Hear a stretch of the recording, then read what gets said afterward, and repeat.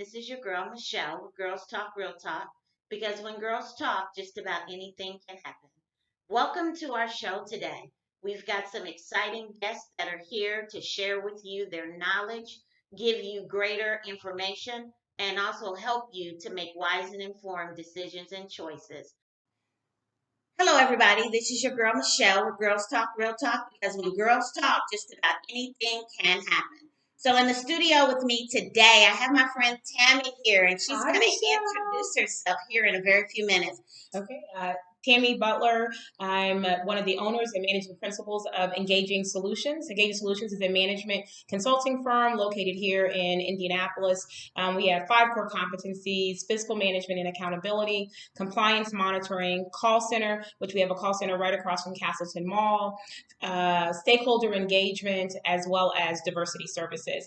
I was the former president of the National Association of Women Business Owners, Indianapolis chapter. I also pastor the House of God Church, which is located at 32nd in Schofield Avenue. I'm originally from Charleston, South Carolina. Grew up in a family of entrepreneurs. My grandfather owned a barbershop. My dad owned a radio station. My grandmother owned an upholstery business. And so it's just in my blood. I'm the mother of a junior at Purdue University and a senior at Mount Vernon High School. Okay, so that was a mouthful. I want Yes. to I want to jump in a little bit here because I'm listening to you, and I read your bio, so I'm listening to you share with the audience who you are, but I want them to know who you are. Okay. A lot of times, we as women begin to look at the roles that we play over who we really are. Okay. So if we were introducing you not in the roles that you play, Okay. what would you want someone to know about you? Ooh, I'm a really good friend. I love my sister circle. And one of the reasons why I am where I am today is because of the prayer warriors that surround me and uplift me. I'm a person, as I mentioned, that loves hard, and I'm a giver. I believe in paying it forward. To whom much is given, much is required, and so that's very important to me.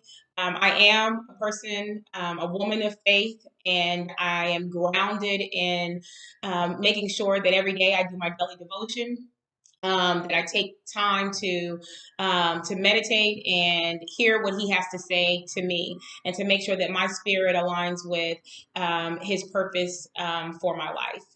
I I love to laugh. Okay. That's one thing about me. When I talk to people and talk about friends, I'm like, can you make me laugh? If you can make me laugh, we're good. Because I enjoy laughter. I feel like it revives you. It sustains you. Yes. It brings peace and allows you to exhale. And so that's important. I love being home. I'm not a person that goes out a lot, because I feel like through the workday I do a lot of meetings and connecting with people and mentoring and presenting and preaching and counseling and visiting the sick and burying those that have passed away. And so when I can get that time just to be at home, in my bed, I love it. I'm not mad. I'm not mad. Because a lot of times in everything that we do, we pour out so much. Yes. That a lot of times we forget that we need to be poured into. Exactly. And sometimes just taking a minute by yourself. Yes. Yes. Because look, it's not very often that I get a day where nobody has got me scheduled for something. Yeah, I'm and sure. So those days, Mm-hmm. I'm in my house. Yes. I have my audio book on, or either I have my Bible, or I have a movie playing that I've been trying to watch forever and couldn't watch. Yes. And get those times. So it's very important in the work that you do. Mm-hmm. How important for you is it to make sure that you are taking care of you? Oh, it's absolutely important, because we are a consulting firm, and so basically brain power is what's required for the work that we do. And if you don't rest, then you can't have fresh ideas. You can't have attention to detail. You're not able to take something and work through processes in an appropriate way without having to spend extra time or circling back. So for me, it's really important to get sufficient rest. And then to also, I have a therapist on hand. That's important for me as well. And just to have time with my circle of friends. So this past weekend, my friends and I, my sister friends as I call them, we went to Chicago and just hung out in Chicago. We actually participated in a documentary on sister friends, and it was an amazing weekend. We all stayed in the same house, just hung out together, and those are the things that are important for me. And I love to travel. And so it gives you a fresh perspective when you can get outside your comfort zone, and particularly if you're going somewhere internationally as well, and then to be able to bring that back. But then also, I enjoy giving of myself and my time because as I pour, I feel like I'm being refilled at the same time. And I don't think people really realize that. I was told a story that I'm going to share with you here now. I was told a story from a friend of mine that was talking about how they grew up. And they were saying that they really didn't have a whole lot growing up. And sometimes they ate and their mom didn't. But whenever it would get tough, then the mom would go and volunteer at a soup kitchen or at a church in their pantry or something. And inevitably, before they left, they would have enough food to last them for a week or two. And so he learned from that how to serve. That whenever he was in need, he would serve others, and his needs would be met. Exactly. And absolutely. So I think that's really important. Servant, being a servant. Well, one of the things, and I'm listening to you, so I'm going to throw something out there. Okay. So if I asked you to define servant leader, how would you define that? So someone that has a spirit of humility, someone that is selfless but aware of self. Someone that is willing to take what they have, no matter the amount of what they have, and share it with somebody else. Someone that is willing to lift others and is not caught in title and jealousy and anything like that. It's, self-promotion. It's just about what can I do so someone else can shine. And that's really, like for me, I could be absolutely comfortable being in the back if other leaders are being developed. And other people are able to stand on my shoulders to help, get them over the fence, get them over the hump. That's more important to me than, if I can write a letter of recommendation for somebody, if I can open a door for somebody that didn't know somebody at the bank to try to help them get that loan, or I can share my resources with someone or help them be their best self. Just to be the listening ear. To me, that's the servant leader because it's at the ground level. It's not necessarily at the podium level. Right. I like that. In the work that you do, and I know you said that you're the principal manager. Yeah, one of the owners and managing principals of Engaged Solutions. And so in the work that you do, you come into contact with a lot of different people. Oh, definitely. So in that, how do you maintain the integrity of who you are in the business, in your business, as you are encountering different people? I'm true to myself. So I think if you operate in authenticity and you know who you are, you don't have to change that depending on what room you're in. Because your core is your core. Now, when I go into my church, am I delivering who I am is still the same, but my role might be different. So when I go into work, it's going to be different than when I go into the nursing home to pray for someone. Or when I'm working with a not-for-profit organization and I'm hanging out with the kids. Mm-hmm. So my attire might change, but my heart, the soul of who I am, remains the same.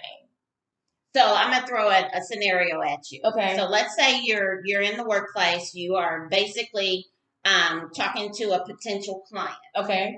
That is interested in the services that your company provides. Okay. But you are the only woman and the only woman of color mm-hmm. that's in the room. Mm-hmm. And when you go in, you recognize going in mm-hmm. that they were not expecting you. Mm. They were expecting someone that looks like them. Mm-hmm. How do you handle that? For me, and I think this kind of goes back to, Michelle Obama said it when she was here in Indianapolis, is that you have to make sure you take advantage of the seat you have at the table. Yes. And your seat at the table is to create additional seats. Mm-hmm.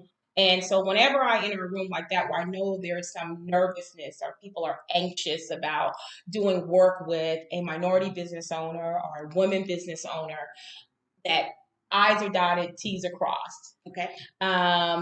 Even though that is the expectation for any client. If Michelle, if you came and said, hey, I want you all to do our accounting services, I'm going to present you the same.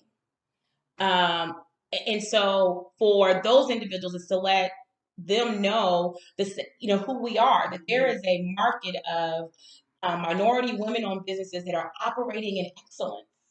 And some of the stereotypes that you may have gotten fixated around, you have to release those. Right. And my job, once I get that opportunity to be at the table, is for them to know, oh, I can trust her to deliver.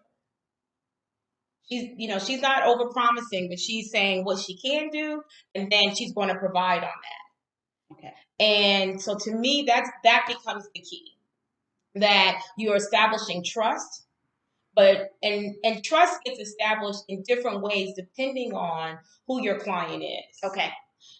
Sometimes it is just about, okay, here's the scope of work, and here's the timeline for delivery. Here's the product that we want. And once you deliver on that, then it provides an opportunity for the next door to be open. Now you have that past performance in place.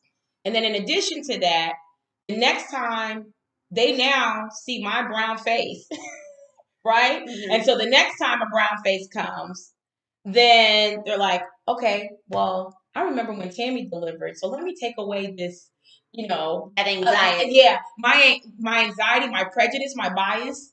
Yes. Even though it might be implicit bias, there's a bias that is there, because maybe they never interacted, or it's only what they heard on the street. And until you can prove to them that they shouldn't feel that way because you've met their and or exceeded their expectations, then now you've opened up for the next person to come along and the next person to come along. Okay. So in that, now, before we got started, you had said that you had spent the morning at Dress for Success. Yes. And that you were working with their pre-employment group. Yes. And in that, you were talking about when you walked in, there was a whole wall that was kind of dedicated to. Well, at least about six of them. Some of the women that are part of the professional women's group that participate in that at Dress for Success. So in what it was that you guys were doing this morning, teaching interviewing skills, what was your impression of the experience? What did you walk away with? So first of all, I always just get revved up being able to be in a room with people that showed up. Yes. So they didn't have to be there. So they showed up, and they showed up for something that was going to help them be a better person. Right. And I think that takes a lot because, sometimes the life can beat you down and you don't you don't move to the next level because you don't take advantage of education or programs or opportunities that present themselves to help you go from A to B. Okay. And so just even the group, knowing that people got up, they had to be up at least by 8 o'clock to be there at 9 or 9:30 for the session to be able to start. Some of them may not have had transportation, whatever their barriers, their obstacles, that they were intentional about being in that room to receive that information. And that's important because what I've learned in business myself is that every day I have to be intentional about whatever goal I'm going to accomplish for that day. Yes. Regardless of what obstacles I face, regardless of the personalities that I encounter, I have to be true to myself and the goals that I've set. Yes. Because at the end of the day, I'm the only one I've got to look at in the mirror to determine whether I have been successful in that day. Exactly. Yeah, success is measured by your own ruler. I like that. I'm going to have to use that. Success is measured by your own ruler. I like that. Are you planning to start your business and you want to build your business on a firm foundation? Then please join us at our Small Business Startup and Entrepreneurs Workshop. This is an informative workshop covering the 6 steps to starting a business and the steps to develop a strategic action plan. The workshop is designed for those who are ready to move forward with starting their entrepreneurial and or business ownership journey. The topics to be discovered are registering your business, certifications, trainings, and licenses, online presence, business insurance, contractual agreement and service contracts, solidify your human resource process, and creating a strategic business action plan. All for $49 registration fee, which includes the attendance to the workshop, admittance to a closed Facebook group, and one 50-minute business coaching session to ensure each participant moves forward with their 2020 vision goal of starting a business or legitimizing their business. Again, come out to our Grasping Your Success workshop, Small Business Startup and Entrepreneurs Workshop, on Saturday, April 18th, 2020, from 9:30 a.m. to 3:30 p.m. And you can purchase your tickets on Eventbrite. It shared that you have a college student and a high school student. Yes, I'm about to be an empty nester. It's a wonderful thing, let me tell you. Oh, really? It's a wonderful thing. Okay, I'm super. So, of course you go back and forth because I'm like, yes, they're all about to be gone. Then I'm like, oh man, they're about to be gone. Now there are days because all of my kids are grown. Okay. And they're out of the house. So there are days when I miss having someone else in the house. Yeah. And there are days when I can go in the refrigerator and I know what I left in the refrigerator. It's going to be in the refrigerator. It's still there. Yes. So even in that, how do you balance your work life, your spiritual life, and your family life? So once again, I feel like I might be overusing the word intentional, but it really is being intentional. So I schedule time with my kids. I know that probably sounds bad. But my son, I know what days that I'm going to call him and check on him at Purdue, and making sure that I continue, I stay present, with him. When he's going to be home, then I'm clearing my calendar so I can make sure I'm present in the time that he's home. Okay. And that the time that we get to spend together is quality time. It's not TV time. It's not that, but even though we might watch some TV, but more so where he and I are really connecting and sharing. And then for my youngest son, who usually doesn't want to have anything to say to me or talk to me. That's teenagers for you. I'm here to tell you. Yes. I just make sure all his needs are met. But we have our, like, so I will just go in his room because just he and I at home now. So I will, go in his room and I'm like, hey, mom. So I try to, as soon as I get home, I go straight to his room. And because he gets off the bus about 4 o'clock, and normally by the time I get home, it's probably about 7:30. If I'm not doing a late night. And so when I go in, I go in, I usually have something with me that I am bringing to him. So whether it's donuts, whether it's he doesn't eat fruit really, so something that he likes, I'm coming in with, and then I just walk in and I'm just like smothering him. And he's like, get out of me, but I know he loves it. Yes. And then I'll spend a moment, how are you? How was your day? How are you feeling? What can I do? And then I always make sure that so I get up usually about 4:30-ish. And so I'll go to the gym and then I come home and I cook so that when he gets off the bus, his meal is there. So mom might not be there, but my presence through that meal is there. Okay, gotcha. So I leave it out for him. He comes, then he has something to eat. Getting off the bus, so it kind of lets him know I'm connected to you, even though I'm working. I care about you and what your needs are. And then we just, sometimes I'll just go, I'll lay in the room on his bed, or he'll come. I'll know when he wants to talk to me because he'll come and stand by my nightstand and he'll just be silent. I'm like, hey, so what's up? You want to talk? You're just standing here. What can I do for you? Yeah, what can I do for you? And it's just, I think, and my youngest son is visually impaired, legally blind. And so it's just his strength is so amazing. Like, so for him, I know that he wants to be independent. And I'm very conscious of that. And so it's like, okay, do your laundry. He knows how to do his laundry. He knows how to, like, just those things are very important to him to be able to do and accomplish on his own. And so I just try to support that as well, and whatever he says is important to him, I make it important to me.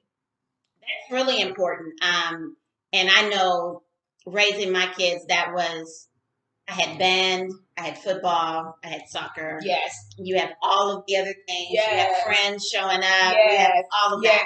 Yes. And it's very important that you have that connection. Yes. Because there's so many things that can take that connection away. Yes. And I remember when my oldest son was in high school, freshman year of high school.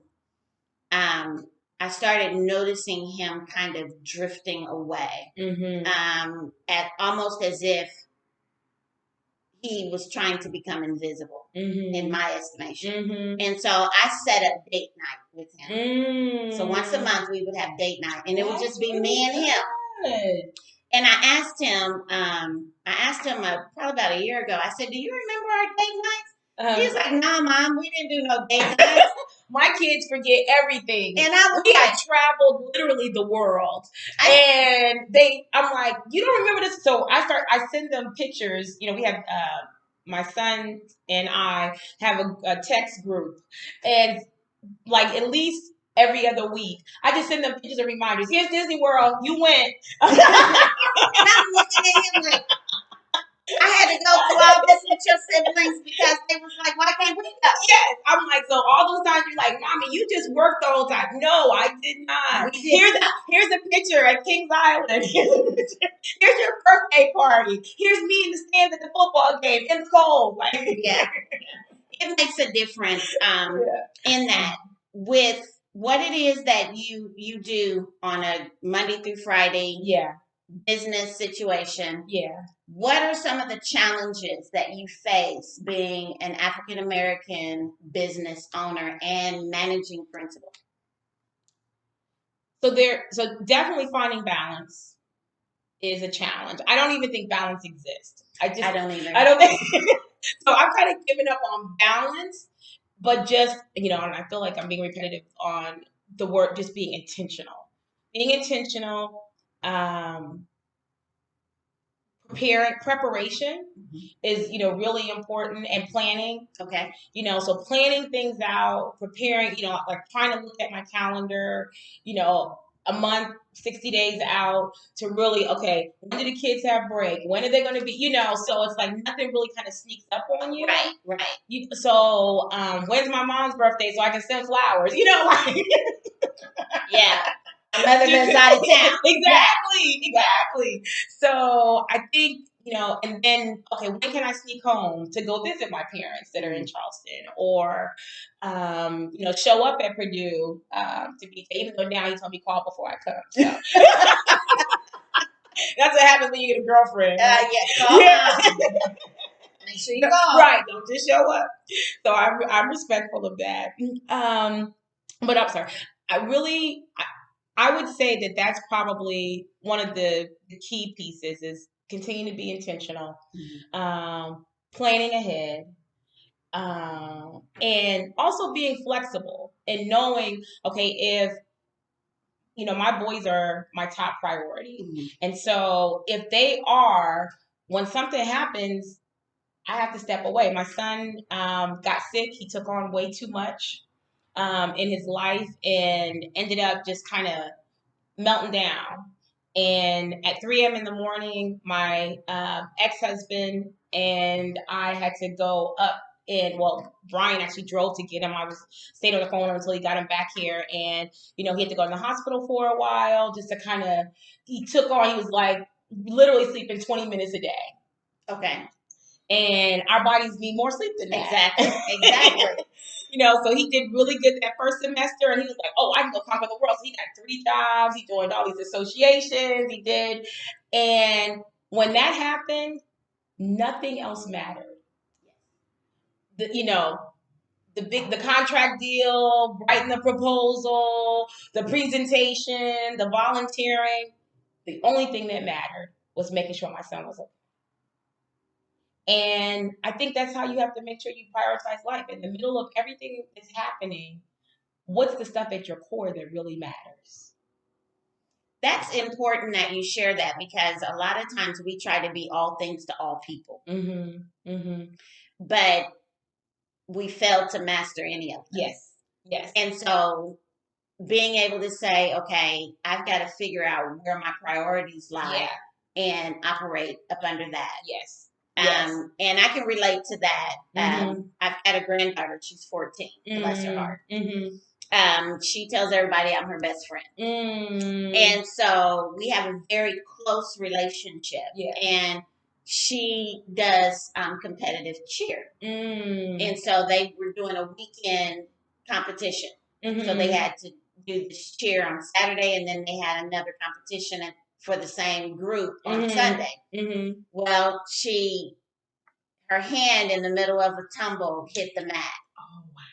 So, of course, that was like 0.2 of a point that came off. And so she, being as competitive as she is, was devastated. Wow. And so my daughter called me to tell me what happened. And so on Sunday, we were in Louisville with her to make sure that she knew that we cared, that we loved you, and that you're there.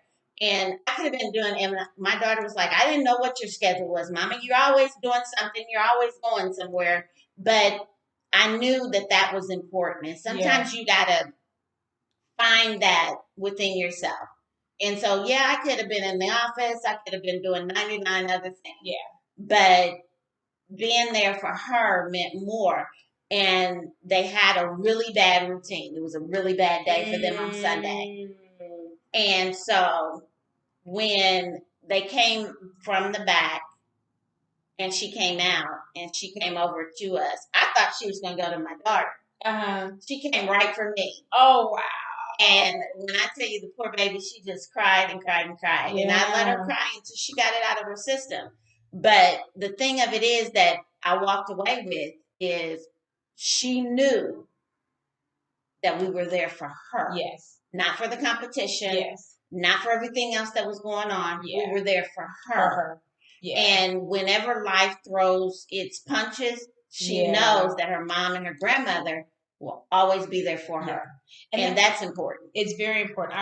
So when Brian brought VJ back home, and when so of course I'm like looking out the window and I open the door and he comes in. I'll never forget this moment because it was just a reminder of what's important. And I opened the door and he reached out his arms and he like fell into my arms and he said, "I'm home." Yes.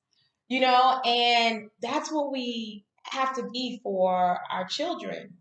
A safe place, a place where they can, escape from all the craziness, Right. And know that they are loved, that they're appreciated, that they're valued. It's a place where they can make mistakes, where they can have lessons learned, but no, we're never going to leave their corner. Hey everyone, my name is Chanel Jones and I'm the owner of Savvy Business Group and Savvy Taxes. So, the business tip slash tax tip for today, I'll be talking about how your taxes and your business, your side business works together. So the first thing is just starting off with an example. If you made $100,000 and you had $30,000 in your business deductions, the last thing I'm going to talk about is your actual tax refund and how it can offset things for you in a good or bad way. So, when you actually add on your side business deductions to the income, and number one, it lowers your AGI, which could be a good or bad thing, and then it also can boost your refund. However, I'm going to give you the whole perspective. It can also keep you from owing taxes. So what happens is, and I'll be done in a minute, if for some reason at the end of your tax return, your preparer says, hey, you owe $5,000, but you actually have a side business, you can add in those deductions and it could potentially maybe zero you out where you don't owe, or it could potentially get you a refund. I've actually done that. I had a client who owed over $18,000, legally structured S Corp business, and I was able to bring them to get a refund of at least $2,000. So that is a perfect example of what tax deductions, business, a side business, and your AGI and refunds and how they all work together. So hopefully that was a good tax tip for you.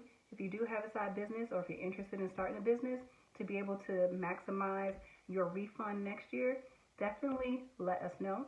Again, my name is Chanel Jones, owner and CEO of Savvy Taxes.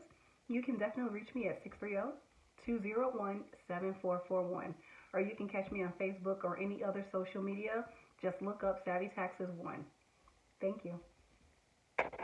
The challenges that you face as a business owner, especially in the service industry.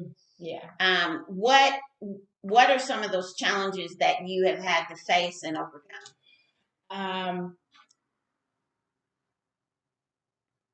So I think with any business, it is trying to, it's procuring work.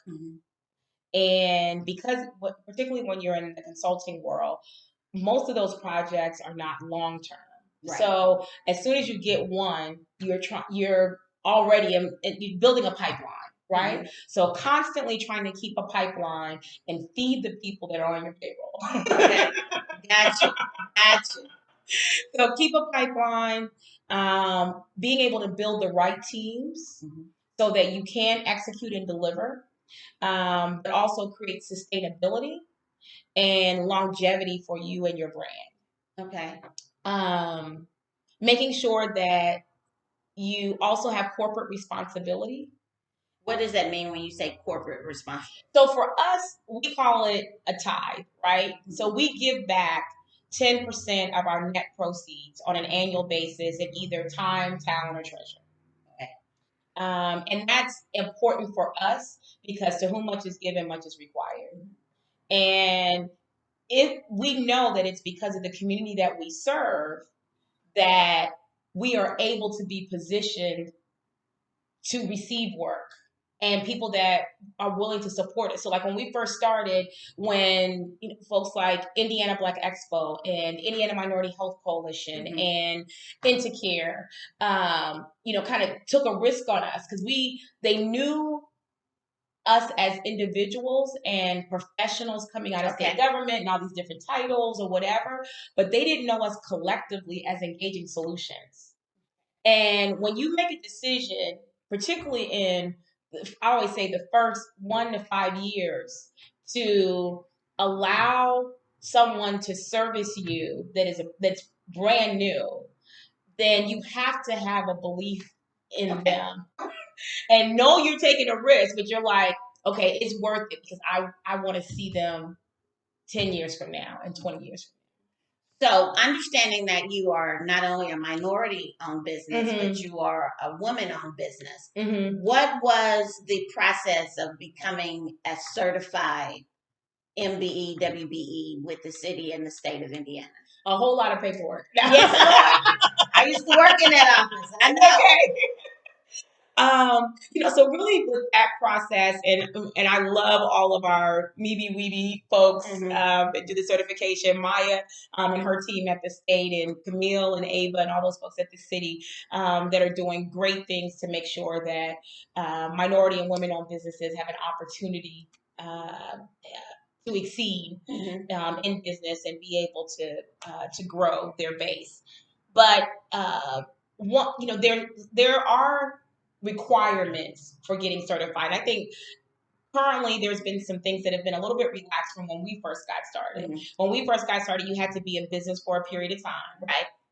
And then in addition to that, you had to be able to substantiate that you were a legitimate business and substantiate that you were not a front for someone else, but that it was your business, and be able to substantiate your ownership.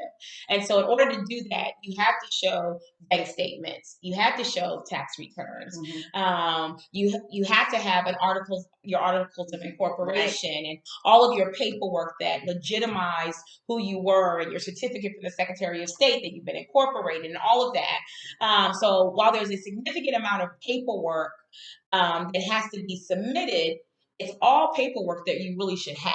Exactly. So you shouldn't be creating documents. They should be documents that you have, because then you put the right foundation in place for starting your business the right way. Okay. And then once you have done that, then you're really kind of just submitting information to them that hopefully you have created and then filed appropriately, and they can now easily access and extract and submit. For an individual that is aspiring to do what it is that you were doing, what advice would you have for them? Know your why, because I think that's important. A lot of people will, I'll have conversations with me. I want to make money. But what's your real why? What's the gap in the market for your service? Okay. What are you trying to solve? What are you trying to? Yes, every business wants to make money, but if you are solely relying on, if that's your only motivation, then you may not be successful. Okay. And so it's important to know the difference that you're going to make, that the expertise that you have, the skill set, the team, all of those things to me are important, and they will yield profit. Okay. There is a young lady that is right on the cusp of wanting to become an entrepreneur, but every time she turns around, she's getting a no. What would you say to her? Keep going. Why would I keep going? I keep getting told no. Yeah, but there's a yes. There's a yes out there. Now, I would, so keep going, but also evaluate. Evaluate why you're getting the no's, and ask those individuals that gave you the no.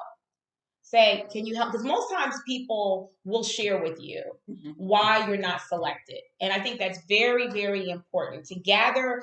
Just like we want accolades, we need to also be able to get the feedback. Right. That's so important. And then apply it.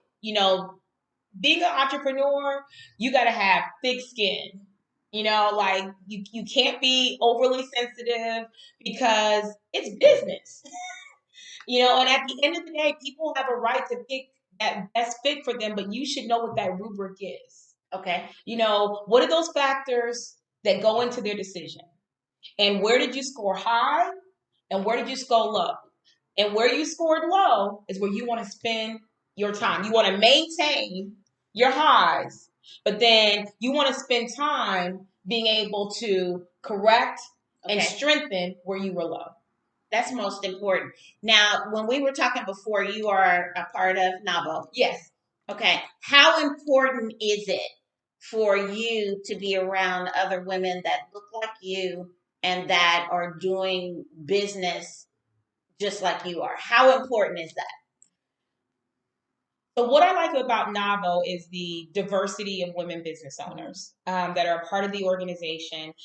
But at the same time, even though our businesses might be diverse and our cultural backgrounds might be different, we all are in business, and there's something to learn from people at, you know, so where my revenue might be at one level and somebody else's revenue is at another level, then they can help me understand, how do I go from here to here? Right. Okay? And that's what I like about NAVA. Or I'm trying to figure out healthcare. I now have to provide it because I've gone over the threshold of the number of employees, and somebody else in that organization has already has a health plan, has already gotten an enrollment broker or somebody to work with them, and they can make a referral. And that's the one good thing about being a part of a professional group or affiliation, that you have now a resource bank, to be able to go to. You also have people that can help build your capacity.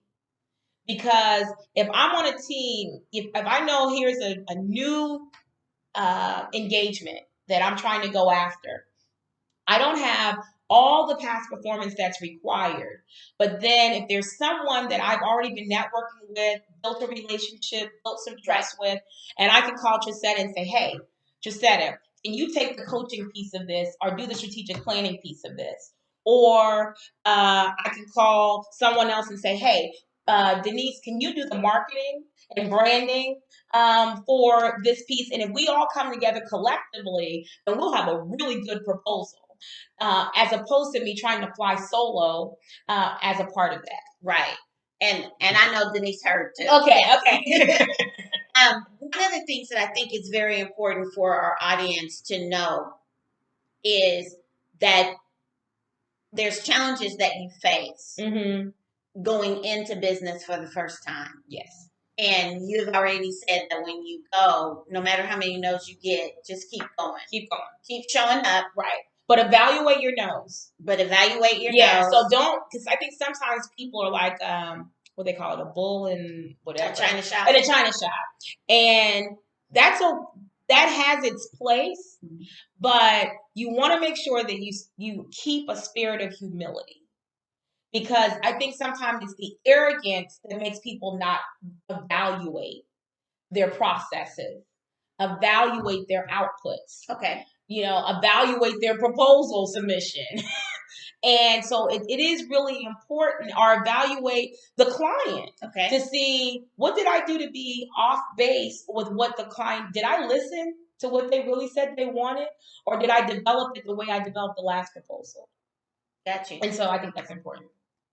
One of the things that I look at as being a woman in the marketplace, not only doing the podcast that I do, but also where I work at, when you're dealing with a lot of females, there's personality traits that play into it.